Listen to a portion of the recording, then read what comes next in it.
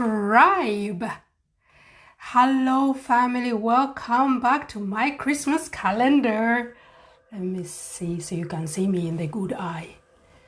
Why do you keep on bouncing back? Like that. Hello Martina. Welcome to my Christmas calendar. We are in day 8. And we're talking about the whole Christmas calendar is about guarding your peace in a hectic season, and I'm sharing keys every day, a new key on how to guard your peace. Today we're talking about how to guard your peace by practicing gratitude. Yes, gratitude. That's what we're talking about. If it's your first time in, my name is Miriam Nabunya. I'm a mindset, confidence, and life coach. And I'm your girl, and I'm here to serve you. So, as this is our lunchtime live, you know the drill. Let's just jump into it.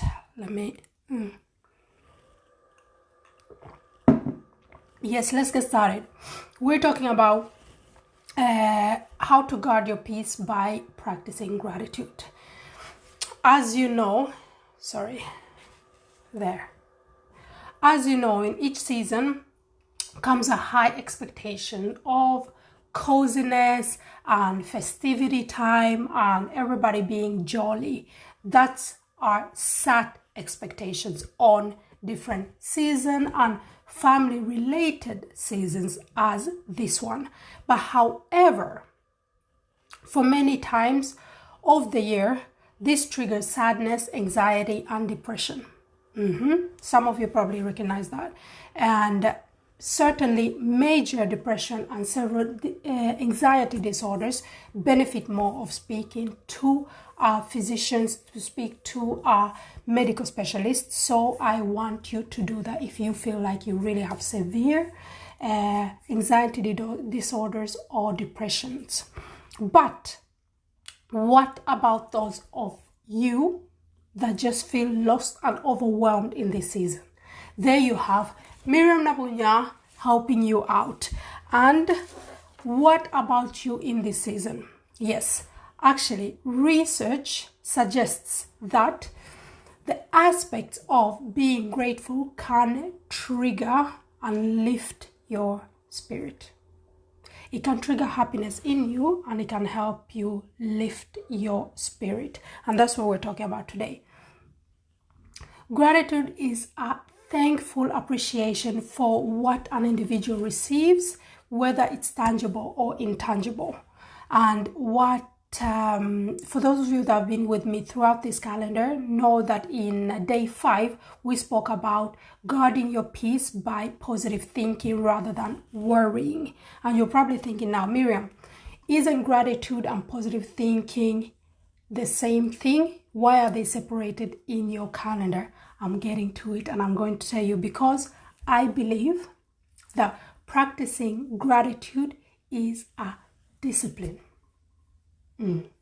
That's why I've divided those two. I believe that positive thinking is an awareness of what your mind is gravitating to what your mind is gravitating to and what you are practicing in your particular circumstances. So our minds have a way of triggering different focus paths as a result of what we're going through in that particular season, what we're going through in those particular circumstances, whereof choosing to be grateful is a discipline. This is a choice that you make for yourself to be grateful for what you have, grateful for what you've been spared for. I'll be getting back at that, and for being able to dream. It's not a given that you can dream. It's not a given that your mind can actually drift away and think about a better life, think about a better work situation, think about your desires. Not everybody has those positive flows and vibes going on inside them that they can do that. So by practicing gratitude is disciplining yourself that regardless of what has happened, I'm going to be grateful. There is still something for me to be grateful. Regardless of I've lost my job, there is still something to be grateful for. I have a problem in my marriage. There's still something to be grateful for. My children are sick. There is still something to be grateful for. My finance is shaking. There is still something to be grateful for. You discipline yourself to always remember that. You discipline yourself to always go down that path. And by practicing this, you are in a way guarding your peace. You're guarding your inner peace. You're guarding your inner joy. You're guarding your inner calmness. Do you know how many people you can also be one of them, who are walking around and never get any silence? There's always noise going on.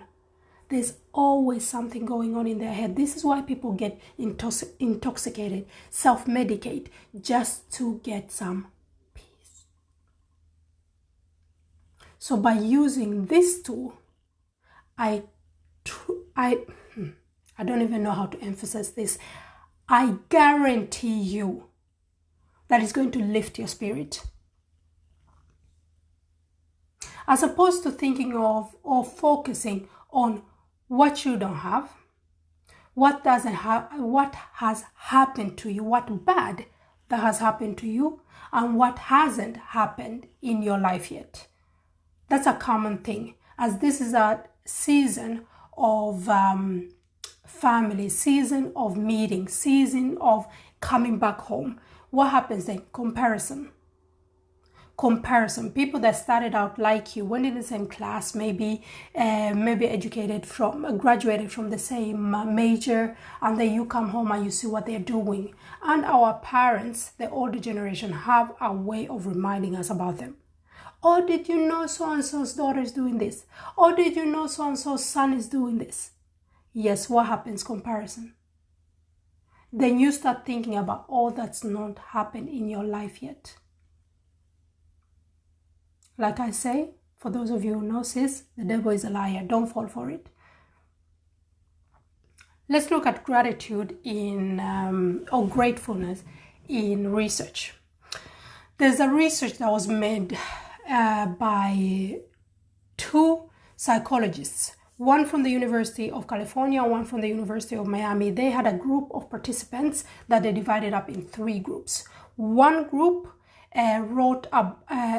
this group, they got them to write about just a few sentences each week, focusing on particular areas and topics.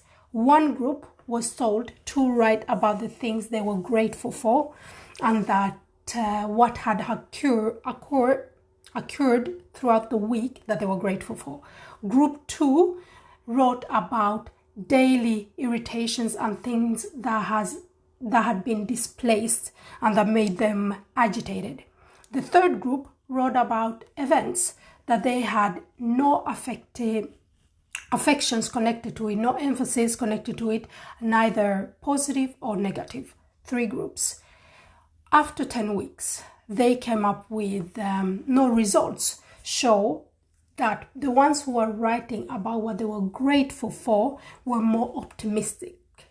They felt better about their lives.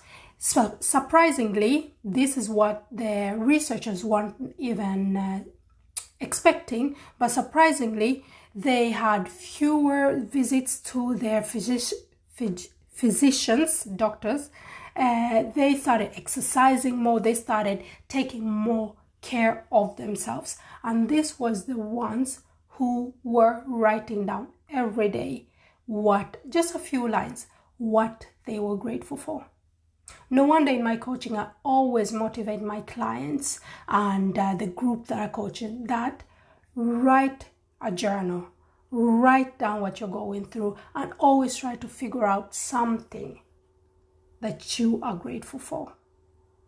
It lifts your spirit. It guards your peace. It gives you peace.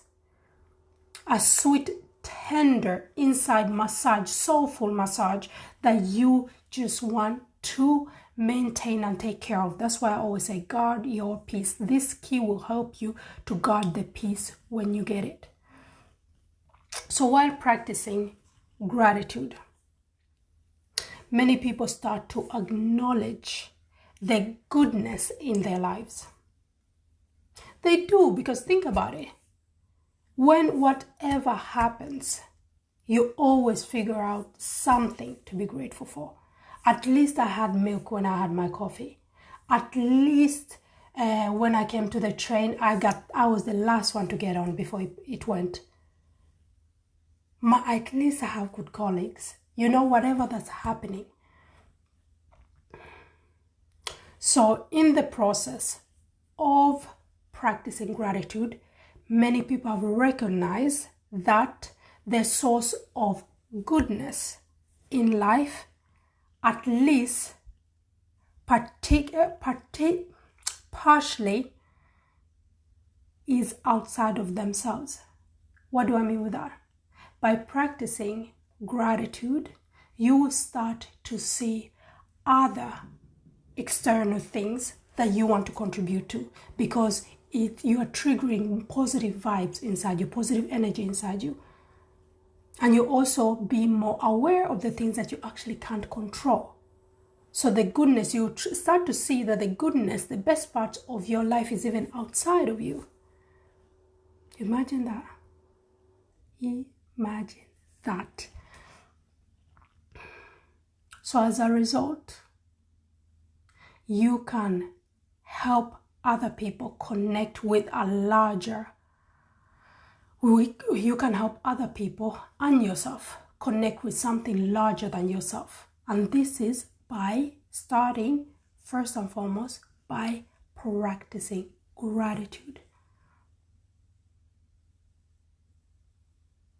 In the beginning, I talked about that while practicing gratitude, you can also then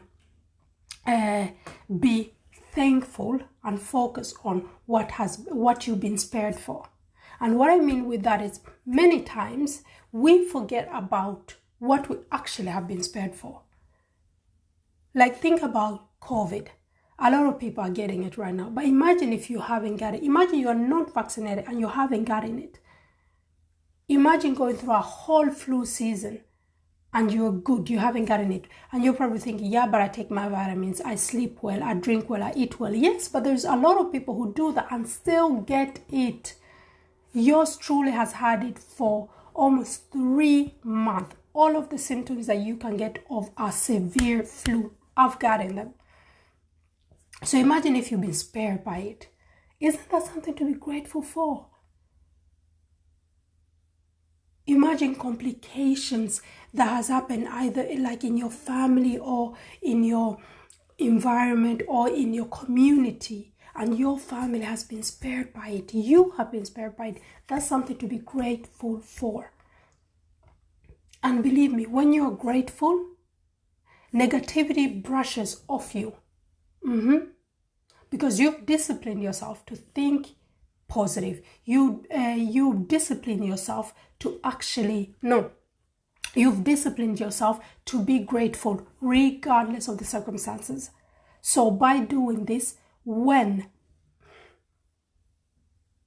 you get tested, you are more in tune, knowing that, you know what, there's still something to be grateful. This is bad right now, but it's not always going to be bad. Family, that's what I got for you today. Day 8, Christmas calendar. My name is Miriam Nabunya, and I hope you have gotten some nuggets out of this one. See the replay. I've uploaded every calendar session we've had on my YouTube, Miriam Nabunya. Check it out. Share it with your sis that's not on socials, and share it on your feed. By all means, put it in your story. You are welcome.